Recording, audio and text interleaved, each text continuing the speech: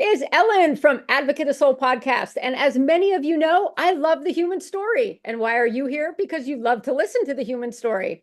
As you also know, these videos are unedited, they are unscripted, they are completely impromptu type videos, very spontaneous. And that's one of the reasons a lot of people like to tune in is because the human journey is exactly like that. It's very spontaneous. It's very open. It's very free. And so that's what this whole podcast is about. And I'm absolutely thrilled to have with me Caroline Bellenger, all the way from Australia, Caroline, in the bright and early mornings of I think you're what, in Brisbane, is that right? And Yeah, close to Brisbane, Gold Coast. yes, yes. And it's just an honor to have you here. We met over a different thing that we were doing together, a project. And I just love the fact that, I've watched a lot of your videos and I find them life-giving and I find them filled with wisdom. I find them filled with gems that each one of us can take. And I wanted to bring you on because I know that not only does your story, the power behind your story and how you became who you are is important, but people are in need right now of strength and resilience and voices that can help turn some of the heaviness that we're all feeling in the earth today. So, Caroline, it is a pleasure and honor to have you here. Well, thank you, Alan. I'm excited to be here, and I could not agree more. As we share more, my story has, involved so many different aspects of challenge trauma, from childhood sexual abuse, addiction, mental illness, workplace bullying, deaths of close family members, the whole thing. But my message through this, as we discuss more of it and, maybe some tips and tricks to get to where I am, is, having hope and being able to look at the world and go, yeah, it's shitty sometimes, it's crappy. But do you know what? All what we can do as people and individuals is keep shining that light, keep filling the world with love and kindness, and without compromising, standing up for ourselves either, because I've been down that journey as well. Being nice doesn't mean you can't stand up for yourself. That's Yeah. a really important thing to remember Yes, yes. as well. So, Caroline, would you just begin to share a bit of your journey? Because I know that you have a business called Be the Impossible, and I know that there's always a backstory to get there, though. You didn't just suddenly wake Yes, up and say, "I am Be the Impossible." But can you share your journey with us, please? yes, certainly. So I grew up in a happy Australian family. My dad was a pharmacist. My mum worked. She was really actually inspiration to me, in that even when I was younger, she worked, she raised a family, she played sport until she was 40. She played Oh my basketball. gosh. Yeah, she's 83 now. And she still is amazing. She's still traveling. I've got to tell her to stop climbing ladders and painting roofs and things, but I love that about her. So in this, I'm the youngest, older brother, older sister, happy family. Hmm. Um, which is important. And I say that it's important because when I was about 7, 8, I started being groomed by an uncle. So I'm always sharing that because I think it's an important message that childhood sexual abuse doesn't just happen in dysfunctional families. Yes, yes. It's, it happens. There is no particular place it happens more or less. Hmm. Uh, And for me, though, like, again, teach your kids, I would say, teach your kids to have self-esteem. If the one thing I didn't have as a youngster was self-esteem. So even though beautiful, happy family, we're all treated well, I always thought my brother was smarter and my sister was more beautiful. Now, that was just a me thing. So right from that time, I never felt good enough. Mm. But that wasn't because of anything anyone did. Again, when I look back, I go, no one made me feel like that or did anything to make me feel like that. That was just part of my makeup as a Mm. child. Mm. So that then progressed to being groomed by my uncle, who then gave me all this attention and all this love and all these things I thought that validated me and made me feel important. Yes. And again, any predator is really good in any aspect of the world, is very good at finding vulnerable people. That's it. That's it. Yeah. He knew there must have been somewhere where the door was open Yes. inside, and he just pegged it and Yeah. went for it. Hmm. Yeah. So that sort of progressed up until right throughout my teenage years, more just with sexual touching and inappropriate walking in when I was showering and things like that, and then became more touching. I wanted to be a vet. So I love animals. I Hmm. still love animals. And when I was living in the country, we lived in the country. We were city folk, so we used to go to the city all the time. But we lived in the country. My dad had a pharmacy, and I would bring home stray animals wherever I could find them. Oh, Little lambs, little cats. I think we had oh, 6 cats at one stage, chickens, rats, mice. I used to like had a mouse plague at one stage. I used to save all the mice yeah, at the start. If you've been through a mouse plague, they were cute at the start. yeah, When yes, there's thousands of them and they smell and it's just yeah. yeah. I wasn't maybe quite so worried when even the cats didn't want to eat them at that Oh stage. no, that's The cats would just sit there and go, "Oh my God, mice, how revolting." yes. So I wanted to be a vet. I'd gone to boarding school for 2 years to get my subjects. And then that sort of disconnected me from my family as well. Like it was all done for the right reasons. Then I missed out in veterinary because veterinary in Australia, I don't know about other countries, in Australia is probably one of the highest courses to get into from a marks perspective because it's very limited in the numbers they take. Hmm. So I missed out by 1 mark Oh, in Victoria. I actually had high enough marks to get in another state, but because we have differences in states, their results came out a week earlier, and therefore all the places were filled by the time I got my results.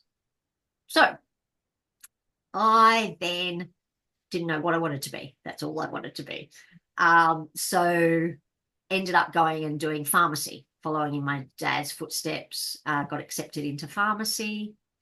And the funny part about that is, like, even now when I take my cats or my dogs to vets, I usually pass out or faint because I can't stand the sight of blood. So, so the universe redirected me into a career that probably was right. better for me. um, and so it was during when I hit uni is when I found alcohol Yeah. and when I found boys. So I started looking for love in sexual relationships, Hmm. Hmm. thinking that's what that meant.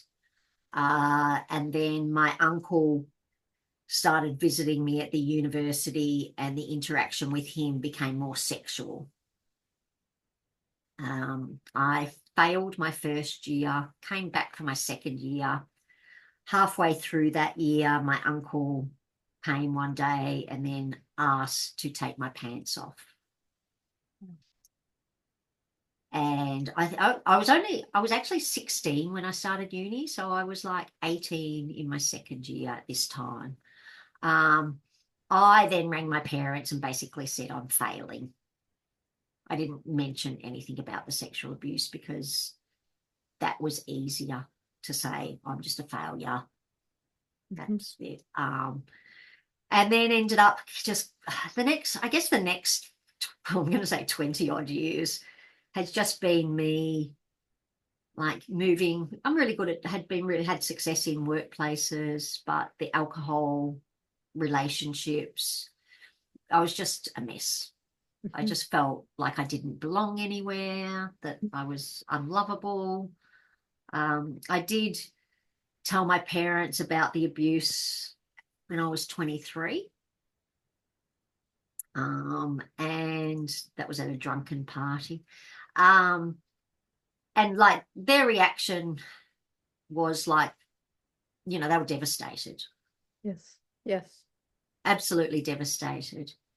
Also, this is back in early 80s, late 80s, late 80s. I'm not that old. Late 80s, early 90s. And do you know what? Childhood sexual abuse was not discussed. We didn't Absolutely. have, That's right. like, mental health wasn't even discussed back then. No, no. And it's really hard to explain to people in today's world, Mhm. as much as I think we have so much more to do in both those areas of mental health and childhood sexual abuse. At least we talk about it for the Yes. most part. Yes. I'm a big believer that silence only protects the perpetrators. Yes. Yes. Um, so my parents were, very upset, but it was never really then spoken about again. Now, for them, they believed that it would upset me to talk about it. Okay. And I didn't have the words to express myself. Mm-hmm. Mm-hmm. So I took that as, oh, no one wants to talk about it. I must have been in the wrong. The whole guilt, shame, Yes. just. Yes. I was going Um, to ask you about that. Was it hard all the years that you were hiding it, that you were not saying anything, that you felt that guilt and shame? oh, absolutely. I think that was the worst part of it. And again, that's, as an advocate now, Mhm. I'm like, don't be scared to talk to someone who's experienced sexual abuse of any kind. Mhm. Be appropriate and ask for their permission, but give them the opportunity to speak about it. And I find, what it is with people is it's actually their discomfort about talking about those things. Many victims, survivors need to talk. And yes, you can talk, I've spoken to psychologists in that since then, therapists, psychiatrists, you name it. I've spoken to everyone. But that is not the same as talking to someone who you're closely emotionally connected with, Very true. because they're the bonds that are important to you. Mhm. My relationship with my psychologist wasn't really that important. Mhm. Mhm. So whether they believe me or not, like, great, don't get me wrong, and it's important and it helped me. But whether they believed me was completely different to someone in my family believing me. Exactly. Exactly. Um, It's almost like there's a separation that happens there, because I went yeah, through a lot of sexual abuse myself, and there was a lot yeah, of therapy and different things I went to, and there's almost like a separation that happens.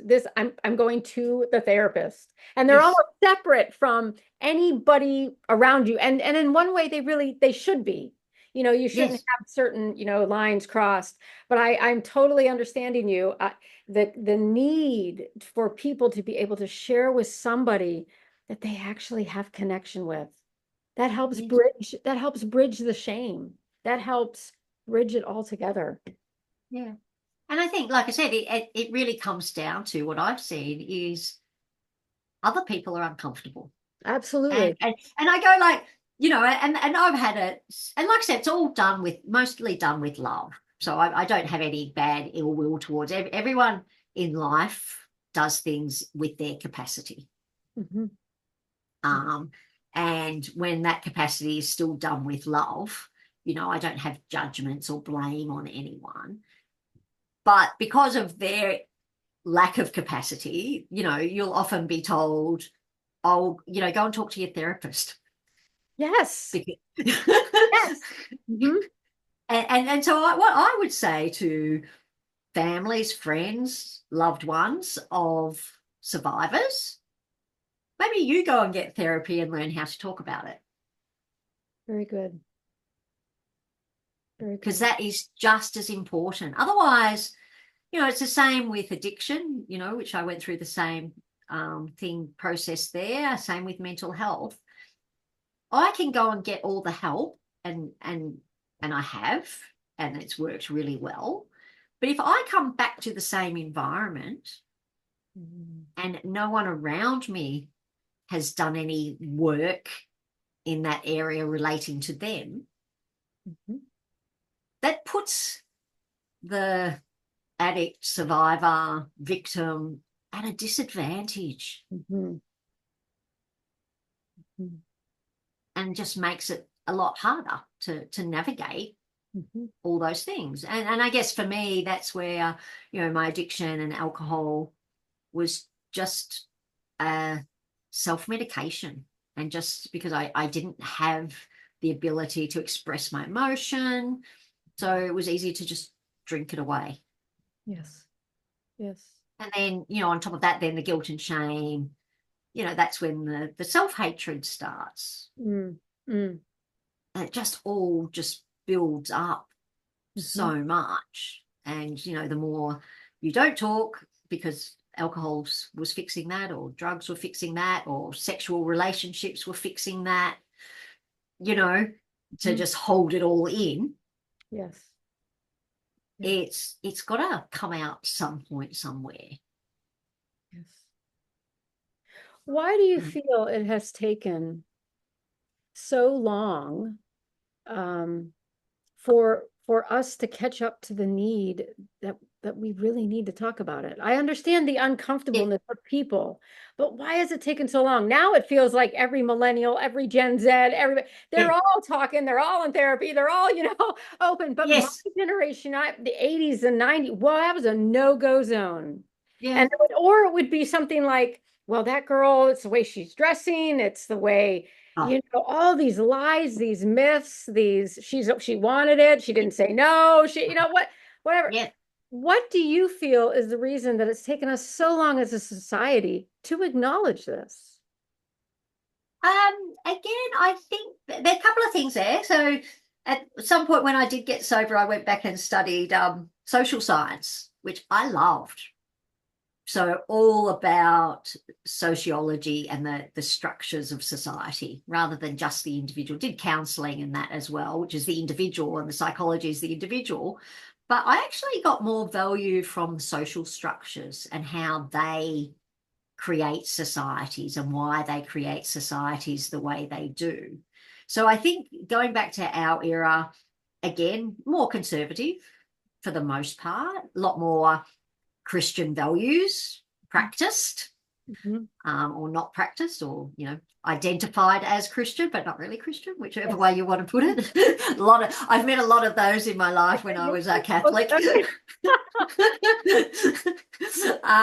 So that conservative social structure means that what happens in the home stays in the home. Oh, yes. So therefore, outside of the home, you shouldn't talk about things like domestic violence or childhood sexual abuse or anything like that, because that's an individual problem. Wow. As societies become more progressive and in many ways less religious, people have become open to talking about those things because it's no longer considered something that just stays in the house. And I think, look, there's been some amazing, amazing role models and advocates in the areas of domestic violence, childhood sexual abuse, all those areas, mental health. So it's taken a lot of people speaking out to get to this point. But I would say the biggest change has probably been around society. And I think that's why, in some ways, with everything that's happening in the world today, that shift in some areas back to a more conservative belief moral system worries me in the aspect of individuals being able to heal through trauma. Yes. Yes. because it goes back to that's not things that we should talk about in a society, because if we don't talk about it, it doesn't exist. It's as simple as that. Exactly right. And I know in my household, it was about appearances. Mm, So, my parents were upstanding citizens, yeah. churchgoers, and we had to keep the appearance. We had to, so we're fighting all the way to church, and then we get to church, and then it would be like, praise the Lord, Yeah. how's it going? Like this. And I was just like, oh my God, Yeah. there's so much hell going on in our house. Like, but it was all about keeping the honor code. And the honor code in our house was you don't talk about it. That's it. And if Yeah. we talk about it, we talk about it one time, which we did, and then it's just shoved right under the carpet. And I think, and then that creates these fractures that we're seeing between patriarchy and Mm. all of that. Like that whole area is in an uprooting process right now in all of our psyches, I think. Oh, absolutely. Yeah, there's so many shifts. And I think, and the appearances thing was a huge, and it still is. And that's, look, to be fair, regardless of social structures, but like I said, more so in conservative, your status in society is important. But that can be then, that's a very human thing as well. Mhm. Be it fear of judgment, fear of our status coming down. And when we talk about the patriarchy, one of the biggest concerns they have is that somehow by lifting other people up, they're going to lose status, Yes. which I guess it's how do you change the narrative to go, no, we can all enjoy status Mm, equally, mm, mm. although they may have less power, which I don't think is a bad thing. You're right, right. Mind you, in saying that, I am like obsessing and binge watching The Handmaid's Tale at the moment. So Oh like, gosh, I saw the whole thing except the last episode because I couldn't get it. I couldn't get it. So I have to oh. wait till the UK. So yeah. And you know what? That's a very telling tale. It is. Yes, Yes. yeah, And what I like about it too is, when she wrote the book, it was all about these things have happened around the world. And so yeah, I want it to be as realistic and as honoring and as mm, honest as yeah. possible. And so now you went through all this stuff, but you had a healing journey. So tell me, Caroline, about this healing journey. Like what does this look like? Because I'm looking at you right now, and I would have never guessed that you came from the background that you came from. No, look, and it's funny. Even like recently, I just got like a lovely appreciation award, and it's moments like that that I really reflect on where I was and where I am. And even for me sometimes like there feels like a huge disconnect Mhm. because there's never been one moment. And even today I've got my challenges, I have my meltdowns, Yes, yes. and life is still a healing journey. I don't think it's ever over. I think we just level up a little bit and get better version of ourselves each time, hopefully. But for me, I guess, so throughout my 30s, I just moved cities, moved jobs, moved relationships, drank alcohol, took drugs, and tried to escape anything that made me feel ugh. Mhm. At the same time, the irony being at the same time, everything I did was ugh. Yes. Hindsight's a lovely thing when you look back. But in the moment of like instant gratification of what would help me at the time, that was it. Uh, in 2000 and no 1997. See, old. I've got to remember my decades now. Oh, That's because in my head I still feel like I'm 20. Okay, so in 1997 I went and lived in I was on my way to London, and then I ended up living in Bangkok for 18 months because I'd never quite left my stopover. um Crazy time there with more alcohol, more boys, mafia, wow. Yes. illegal stuff, not so illegal stuff. Crazy, but I loved it. Mhm. But again, I eventually came home. I met someone. I then went to the States for a year in 2000. I was I thought he was the love of my life. So I thought at that point I had finally found my missing piece that was going to solve everything. I moved to America. I cut down on my drinking and smoking. And he met me in Bangkok, where I was like pretty out of control. So I thought I was doing well, but then I moved back, and his family were very quite judgmental against that whole status thing, of me drinking, all of that. Again, so then I started feeling like I wasn't good enough. So all of that came rushing back in. I spent millennia. This is interesting because you'll probably relate to this. So I was living in San Jose. For millennia. We'd broken up at Christmas, but I was still going to go on this holiday with him. We went to Costa Rica for millennia, and it was a time where all his friends were staying home with their shotguns and everyone was at Costco stocking up trailers full of water and supplies for the Y2K bug that was going to destroy the Y2K. I remember Y2K. Oh, God. And in my head, I'm like, surely in the computing world, I was a bit nerdy. I'd done a bit of computing work as well. I was a bit nerdy. I was like, surely someone's worked out how to turn a computer over into the new year. Really, I thought the same thing. I'm like, surely they haven't left it till a month before to try and like work this out. So I trotted off to Costa Rica.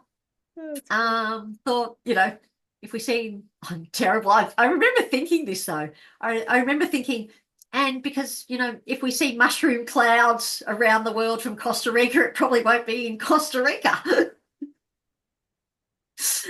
So did that, came back, and then I moved back to Australia. Then moved to Melbourne, got a good job, was seeing on the slide a guy I was working with, kept that quiet. And then I'd moved back with my auntie. My uncle had died many years earlier. That was a whole different story. I moved back. My auntie, who was married to this uncle, they had no kids. Her and I, she was like, again, there's so many, when you've had abuse, there's so many complicated relationships that go with that.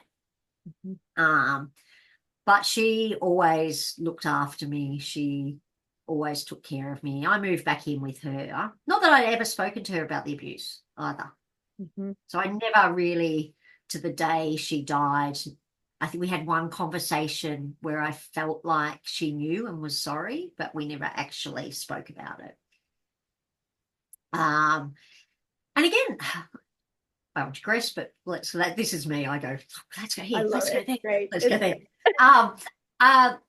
On that, as a survivor, one of the biggest things I think we do is protect everyone else. Because of our own, especially even on the healing, more so on the healing journey, because of our own pain we've suffered, like we become very protective of other people not going through the pain that we've gone through. And even if sometimes talking about it might be easier for us in our healing journey, we also put up barriers sometimes to protect everyone else from that. Yes. So I feel like that's how I was with my auntie and even my parents. But moved back with her, then moved out and was at work, and then what I thought was a bloated period belly turned out to be pregnancy. So I at the time I was still in addiction, not, drinking wasn't as bad as it had been over the other years. But I was devastated over my relationship. I had a good job I loved. I thought that I would make the worst parent in the world, that no child deserved to have a parent like me or anyone like me. I like just didn't deserve. So I actually went to an abortion clinic to have an abortion. And at the time, it was still legal to protest out the front of abortion clinics. So I had to like run the gauntlet of like people telling me how terrible it was what I was doing, and I didn't need to do it. So, and interestingly, at that particular clinic I went to, a security guard had actually been shot several months before. And this is like, we're talking now, in 2000. Right. So, Right. yeah, yeah. So it's now in Australia illegal for them to protest within a 50 meter or 100 meter radius of any Hmm. clinics. Hmm. Anyway, went in, got tested, and found out at that point in time I was 22 weeks.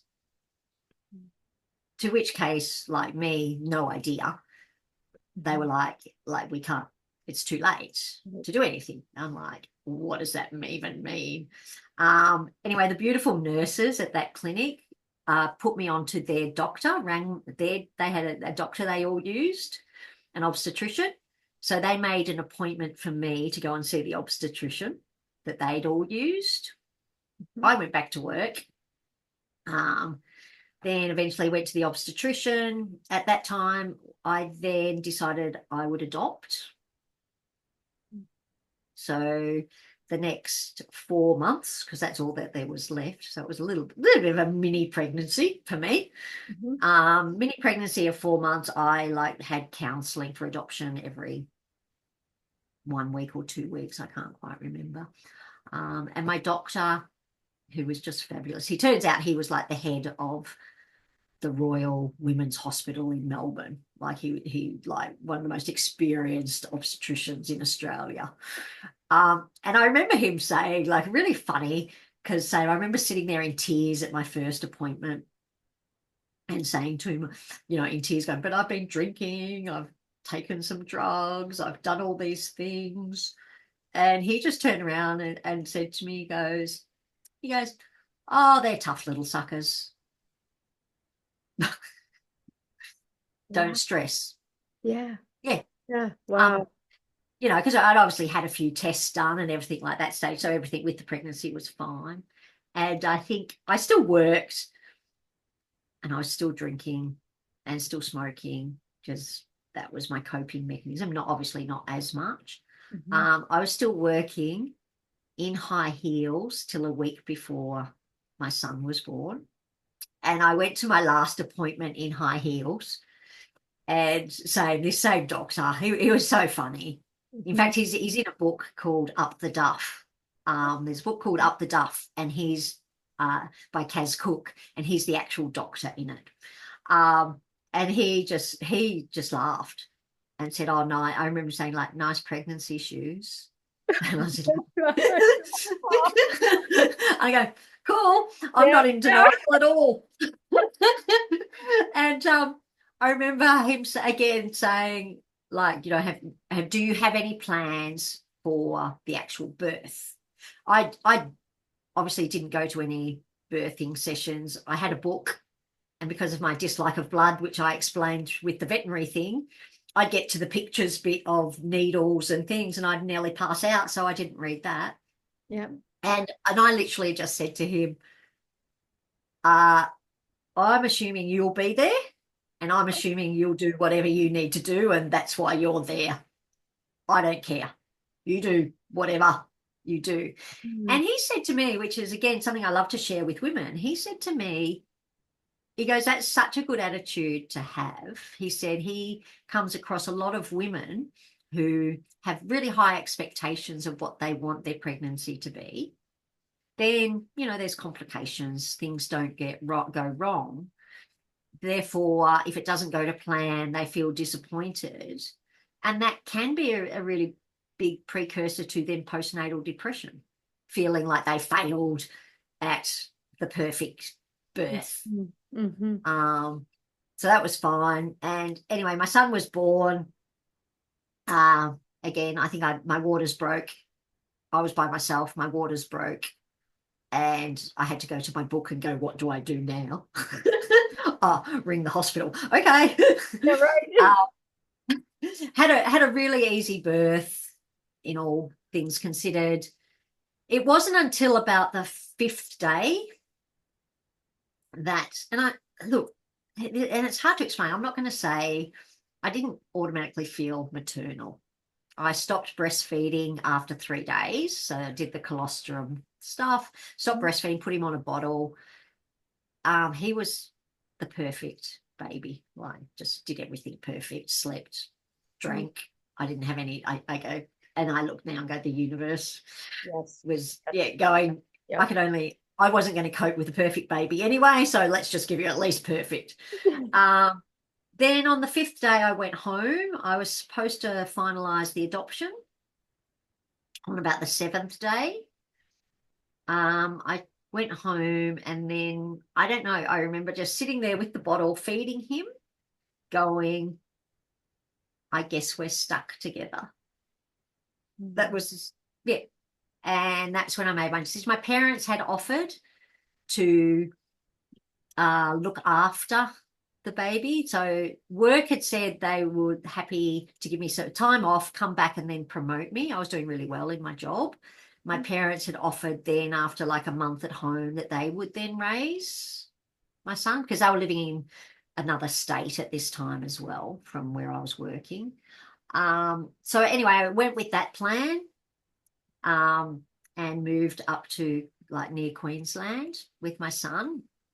So my son and I have a little saying now that he was a little spirit in the sky, and he looked down at me and went, oh my God, that woman's fucked. I better go help her. Oh, oh. um, yeah. So I went home. Sadly, my dad then got cancer a couple of months after I was home, and he passed away about 10 months later.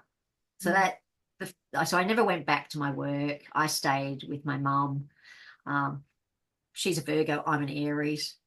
I was still drinking and, still had my mental health issues, still struggling had postnatal depression, struggling. So we sort of separated house-wise, so we weren't living together.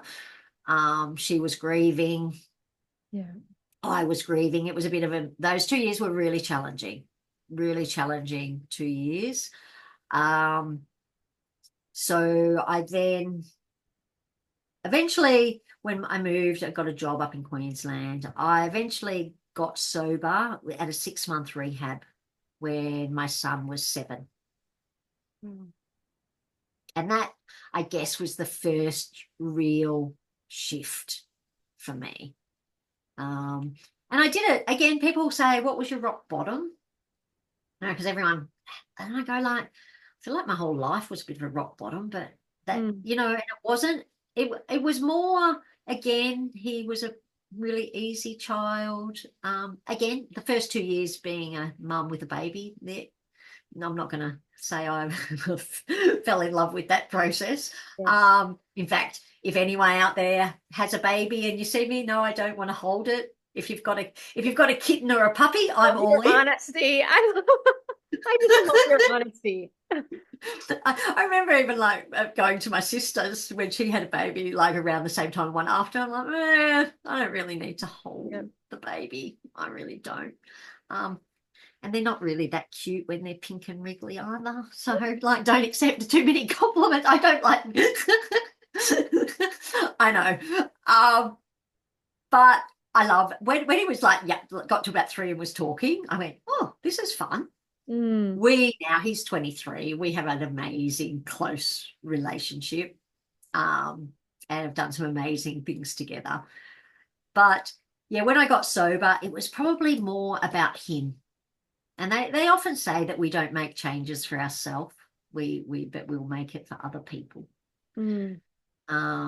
So, and it was more that I was tired, exhausted from the lying about my drinking, trying to hold down jobs. And, I know by the stage I would have a few drinks in the morning just to get rid of the DTs.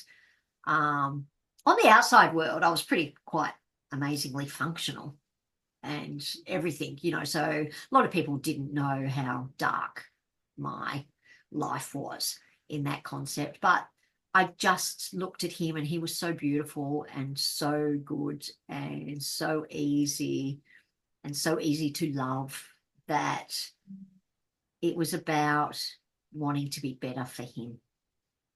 Yeah. That he did deserve a mother who would do better. So yeah, sort of Is did it rehab, 6 months residential. Sorry. fair to say, Caroline, that he taught you how to love? Absolutely. Absolutely. Yeah. And that real love, Mhm. that real unconditional love. Mhm. He also, like, when I got sober, and even to this day, lectures me a lot. we say he's like the old soul and Wow. I'm the young soul. Yeah. So a lot of our conversations start with, now, mum, maybe you shouldn't swear so much. Now, mum, maybe you should go for a run to clear your head. Now, mum. I Yeah. go, oh, okay. So got sober, first 2 years of sobriety again. Oh my God, like hard work, the grind. That was like really white knuckled my way through that because I'd used alcohol for everything, having fun, sad emotions, happy emotions, frustration, name it. I'll just drink whatever drink was appropriate for that moment. You know what I mean? The red wine for the relax, the champagne for the celebrate, the vodka for the stress. So I then had to learn how to deal with emotions. Yes, I was And going to ask you. I go, that was like an interesting, crazy, up and down roller coaster type of process. But I got there, and that's when I found exercise and running helped me. So I'd always played sport, been to gyms, netball, basketball, hockey, swam. But so I sort of went back to the basics and found that exercise, when I ran, I felt better. When I did exercise, I felt better.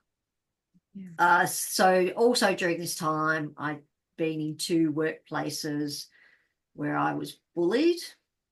And again, I think that's because, it's interesting. I still to this day go, I seem to find myself a target of that a bit. But I think it's, even though I'm really sometimes too nice in the past, not now. Not now. All right. Not, I get taken advantage of, and then well, and I'm going to say have allowed myself to be taken advantage of, and therefore then start feeling resentful, and then speak up. But then I speak up from a place of frustration rather than confidence. So I think all these situations have taught me that same, those simple things of having boundaries right from the start, learning to speak up right from the start, standing my ground right from the start, and not allowing people to take advantage of me. That's on me. I'm really big on self-responsibility.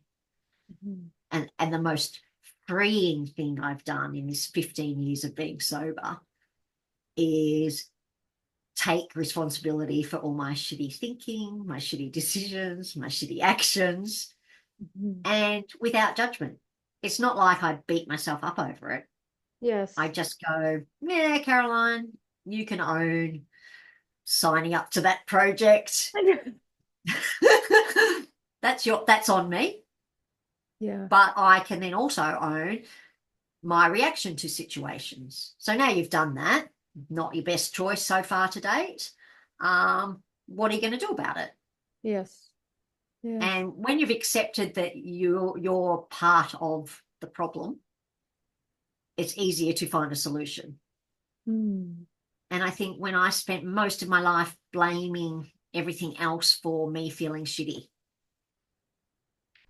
and that's why I stayed feeling shitty, because I wasn't taking ownership of my part in it. So how would you share with someone how to take ownership with that if they have such levels of self-hatred, if they just hate themselves and they can't even forgive themselves, they can't even, go there. What is it that you say to someone, hey, you can go this way? Yeah. So I think the first step is to start working on the self-hatred, you on that internal stuff. Like you need to do the inner work. Now, whether that's through counseling, I've done counseling, NLP, hypnosis type work as well, breath work, meditation, Yes. read books, affirmations. Yeah, so I'm a big, and then exercise, mind body connection is probably my strongest strategy. So healing takes a lot of different strategies. I don't believe there's a one hat fits all solution. Thank you. So first thing I would say to people is just try everything. See what makes you feel good, and start learning. Start learning what makes you feel good, because that's where you should be. Mm. Now, that's going to take sometimes not listening to other people, because they'll want you to do something else. But if that doesn't feel good to you, it's never going to be sustainable. Yes. And I always used to say, like, so at some point around there as well, in my mix of a story, because I found exercise was great for my mental health while I was working in corporate, I then went back and did my personal training certificate at 47 and opened a gym, as you do. I was just And going to say, as you do. and that was all about wanting to share how important that mind-body connection was to feeling good. What happened was I got into the fitness industry and realized, for me, a lot of it wasn't about well-being. Oh. So in the sense of, I don't do dieting, I don't do like 6-week shreds, I don't concentrate on weight loss, I don't focus on how you look. It comes down to, how do you feel?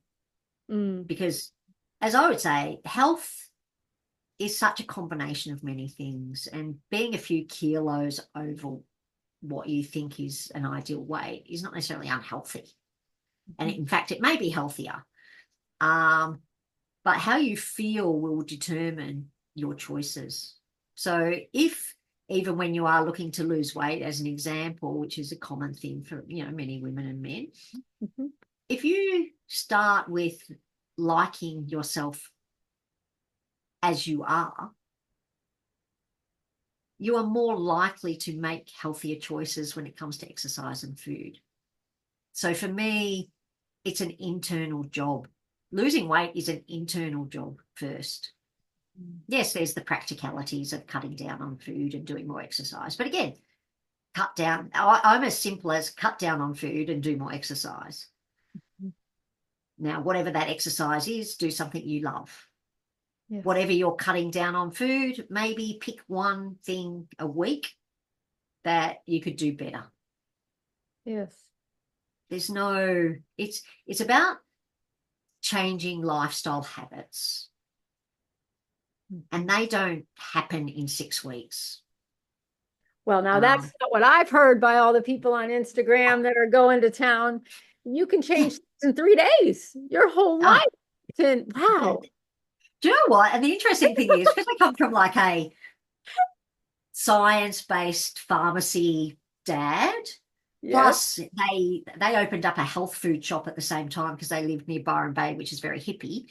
So I got a great introduction to both sides of that. And I get the whole argument on big pharma and what it does wrong. I get that. Don't. but I'm like that with big banks, big corporations, but they're all not serving people in the best interest of all kinds. But I would say to people, be very wary, Mm-hmm. because big wellness is actually makes way more billions of dollars than big pharma, Yes, it does. Oh my God, yes. and is doing as much harm. Mm-hmm. And Mm-hmm. that's where, again, it's not you don't have to, it's a bit like the whole politics. You actually don't have to choose sides. Yes. Choose the things that work, Mm-hmm. regardless of the side. And there are pros and cons to everything in life. Mm-hmm. And nothing's usually right or wrong. Unless someone's being a dickhead, then they're wrong, but that's not. I mean, there is.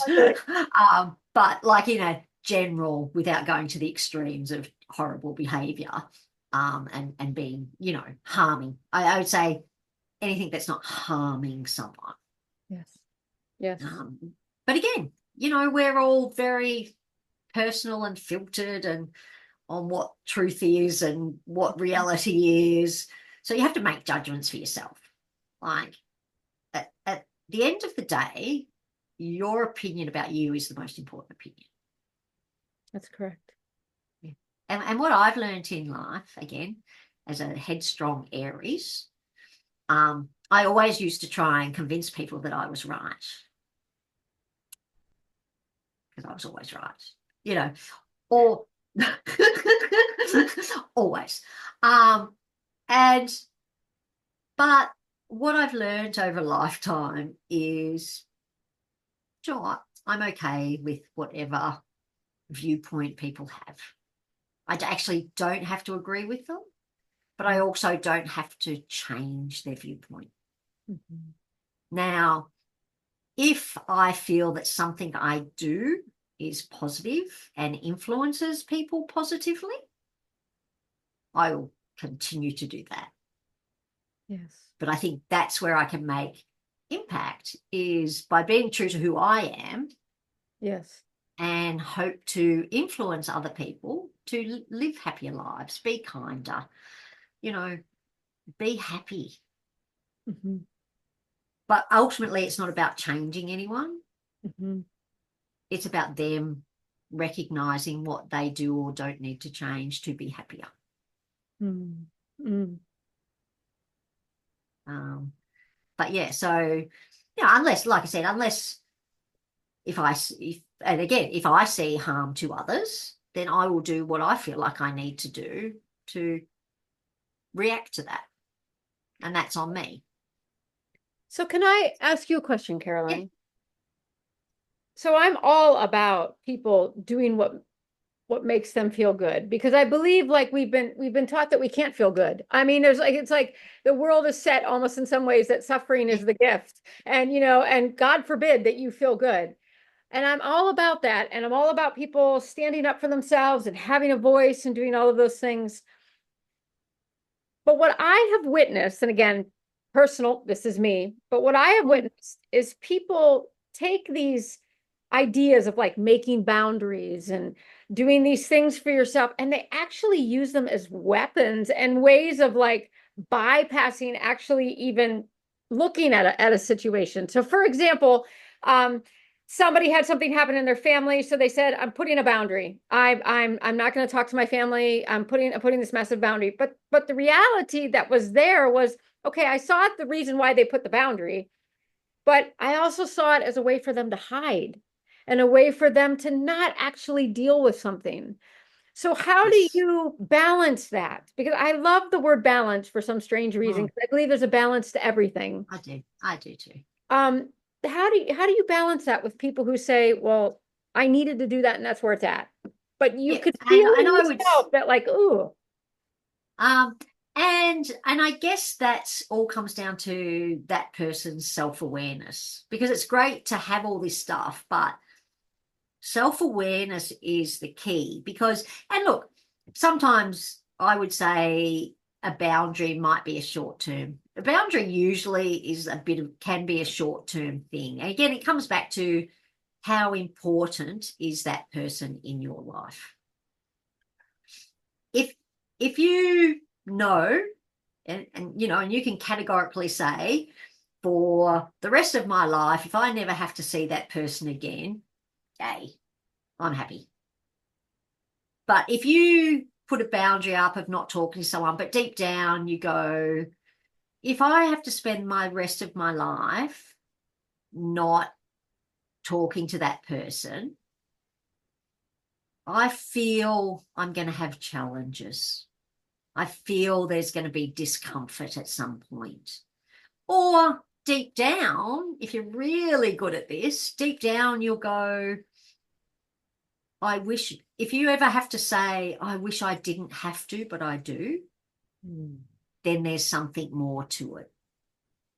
And in which case that boundary I would put up as a temporary and acknowledge for now I need to put up a boundary, but maybe in the future when I work through things, I can re-look at that. And then is it fair to say to put the boundary and then continue doing the inner work? Because some people just put boundaries, right? Like, Yeah. I'm just going to put a boundary, but I'm not going to do shit at all in my inner self. And again, and this is where I guess everyone's so individual. And it really depends on how you feel. Because if you put the boundary up and you're okay with that, regardless of who it is, if you're okay with that, good for you. But if you put the boundary up and you're still thinking about that boundary in 12 months' time or 6 months' time or whatever it is, or 5 years' time, then there's something you haven't resolved. That's very good wisdom. And I also like to put, like I do what I call, my boundaries, I call it like a quarantine. So I have certain people in my life that maybe I have to deal with for whatever reasons. Over time, and again, I think it's just all practicing different techniques and seeing what works. Yeah. Over time, I'm really good at what I call my quarantine. So I can quarantine someone, which means I can actually talk to them, deal with them in a, brief type of way, and it doesn't emotionally impact me.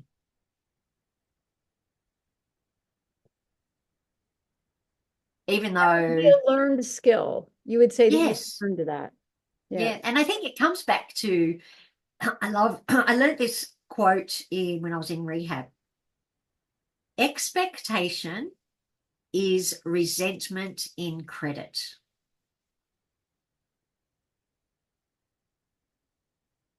So lowering my expectation of other people means that I'm not as emotionally attached to the outcome.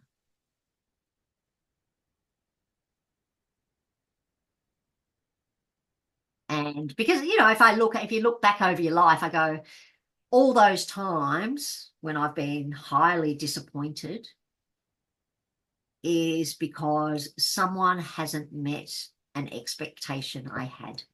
And I'm not saying with all of this,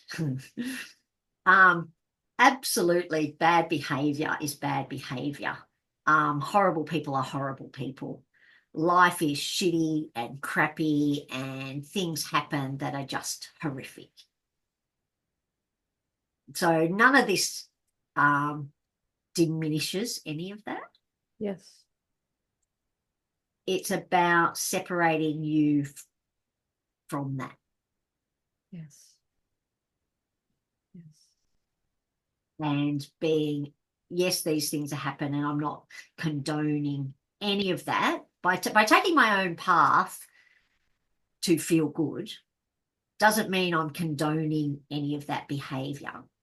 It means I'm not giving my energy to any of that behavior. And you're keeping your power in check. Yes. Yeah. And then it comes back to, because I believe now that the best thing I can do to influence other people is to stay in that power. Yes. And like I said, I've been in those situations where I fought the good fight, and I feel like from a justice point of view, it was needed. But I used to do it in such a way that my mental health would be impacted, my own physical health, it all start crumbling down. I to the point when I was being bullied and fighting against stuff like that, I would be like suicidal thoughts would come racing back because I was so in the grind of like, this is unfair and I'm going to let you know. Now I can do that same thing without the emotional attachment. So I don't know, maybe I needed to go through all that emotional downfall to get to here as well. Maybe that's how I've learned the skill, because what I have learned is I just don't want to feel like that. Yes. Yes. Yes. And especially when, and that comes to that self-responsibility, especially when we blame other people and other circumstances. When we blame, then we're still emotionally connected to it. But no one is to blame for how we react. That is, with the right skills, totally in our control. It's always in our control, but I also understand that some people don't have the capacity because they haven't learned the skills how to control it. Yeah. So I would suggest, do the work to find that for yourself. And I can hear someone saying, well, that's great, Caroline. That's great for you. I'm glad that you have found all this wonderful stuff. But me, what do you say to the but me? But why? Why not you? Mm. And, what do you need from me to help you? Yeah. Yeah. And I think sometimes, like, and through, working with people with addiction and mental health and stuff, there's a fine line between enabling people and allowing them to take responsibility. And I think one of my superpowers in my coaching, and it comes out in my personality test and all those disc profiles and things like that, is I have a really good way of like telling someone it's not negotiable with a big smile on my face. That's beautiful. But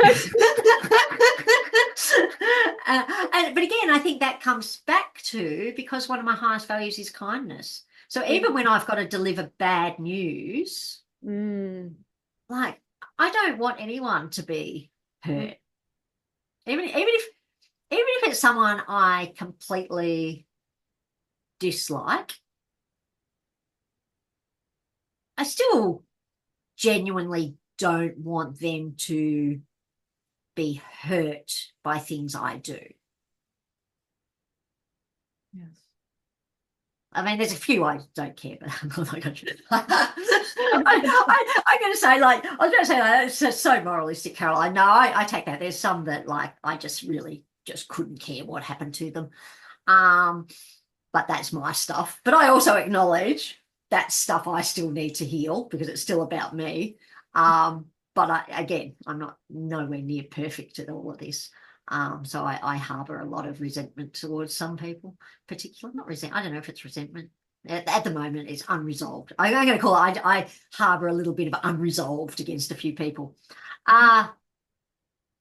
But generally speaking, I will always still try and come from a place that I feel is not a personal attack on someone else. And again, it's a really important thing. There's a huge difference between attacking a person and attacking their behavior.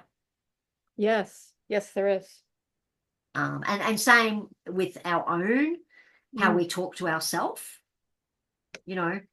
Instead of saying to yourself, when I'm take responsibility, really important not to use, I'm an idiot, I'm stupid, I am. Save those for, I am lovable, I am enough, I am beautiful. Because if you want to take responsibility, say, oh, my actions there weren't that great. I could have done better with what I said to that person. So our brain doesn't know whether it's us talking to us or someone else talking to us. It just takes the words. And how we talk to ourselves is way more powerful than what anyone else says to us. Yes. Because So therefore, we believe what we say. yeah, yes. And then, we get like really woo-woo and quantum physics here and go, and then not only that, then we create it. Yes. Yes. Yeah. We are very powerful human beings in creating our life. And I know, and the thing is, and I get here, and I think you've raised it a few times, it is really hard.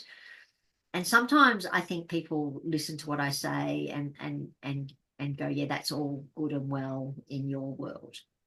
Because I want to make it really clear that I get that there are people out there who are in domestic violence situations that are still being sexually abused, that are being bullied, harassed, and they are horrific, horrible situations. And the victim of any of those situations is never, not ever, not once, not at any point responsible for being in that situation or being treated in that way. And I think that's a really important distinction that people need to understand. What you do have control over, though, is learning how to change those situations and learning how you can become more resilient in those situations, and how through those situations of self-learning, self-healing, you can take back power in those situations. But there's never any blame on a victim in a situation, but they, with the right support and help if they don't have it, can find a different way. Because I don't want them to stay victims forever either. So it's that mentality as well doesn't help. If you feel like because of someone else's behavior it will always be like that, then it will always be like that. So we need to change if we want to change our situation. But I also acknowledge, like domestic violence, let's be fair. Domestic violence, the most dangerous time is when you're going to leave. Most women, men, but mostly women are killed in the process of leaving a partner. Yeah. So none of this is easy and none of this is judgmental. I just want people to understand that there is hope. I think I said at the over, there is hope, and there are small things that we can do that can make us feel better. And ideally, that can lead to living our life and creating a life that we really want, despite anything that has happened in the past. But yeah, for some situations, there are logistical, realistic safety concerns that need to be dealt with as a priority. Yes. First. So yeah, I think that's really important to discuss as well. Caroline, I feel like I could sit here and I could talk to you for like hours. I know. I know. I feel like I could. And I want to just first, I want to acknowledge what you just shared there and the importance of all of that, because I know certain listeners will be listening in, and I know different people in my circle will be hearing this. And to know that they can grieve, they can have these feelings, they can have all that, but they don't have to stay there. And there is a Mm. way out is so important. And that's one of the reasons I wanted you to be here today, because I wanted you to share your story. I wanted you to share how you overcame, because that's what it is. And you're still overcoming. Yeah. You're still transforming. You're still all of these things. But I want to say thank you for just getting to that heart of the matter, which is, hey, I know shit's hitting the fans and things are going on, and I see that. I acknowledge that. And I don't want you to be in that situation. But guess what? You can turn it around. You can get somewhere else. There is a different path. There is a new way. There is a door. There is a light. You will see those things. And so I want to say thank you for taking the time just to say that. And I know that you have a business, you help people. Where can people find you? Tell us briefly a little bit about that and all of that, Caroline. Awesome. Thank you. And yeah, been fabulous sharing this with you. And yeah, I love what you do as well. Just on my Yep, it's right. screen. So carolinebellenger.com, also Instagram and Facebook, Caroline Bellenger Official. You can see me dancing on TikTok or being a little bit more professional on LinkedIn. Actually, no, because I share them across all platforms. So I think it's I great. I see, and this is the thing, because people will tell you, this is how I believe in life, authenticity, because I think we're supposed to be more professional on LinkedIn than TikTok, but I go, I'm just me on all of the platforms, and you can be professional and have fun. It's okay, but be yourself, whatever that self is. If you're a serious person, stay serious. Don't like dance on TikTok. We'll do a serious one. Dance on TikTok. That might go wrong. Serious. But yeah, just I like see thoughts in my head. Oh. But most of all, yeah, I think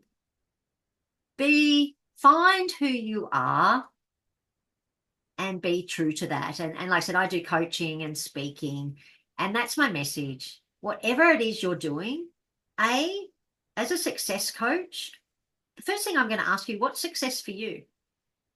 Because success could be anything from owning $5 million worth of property to running a $5 million business, or it might be sitting at home with your kids and being a stay-at-home mum, like whatever. And I think I had this conversation about feminism the other day with a young girl, and she just wants to marry a rich man and stay at home and look after kids. I said, go for it. I said, because true feminism says that's what you can do. Mm-hmm. That's so True true. feminism, That's so true. true feminism says whatever makes you happy. I, as a female, support that. So all my coaching and my speaking is about you finding what makes you happy, what success means to you, and going out and discovering that. There is no right, wrong answers in this, and you don't have to follow someone else's little framework of what that means. I intrinsically believe that every single individual person knows what is best for them. Some people just need a little bit of support to find that. It's beautiful. And I think we'll end on that note, Caroline. Awesome. Thank you, thank you, thank you so much for being here. I will put your links and everything in the show notes. Thank you for just, doing the journey, because honestly, you're having the impact because you chose to find the impact for your own soul and to live from your own soul and to live from you. And I just want to say thank you for doing the journey. Thank you for doing the inner work, all of it. Thank you.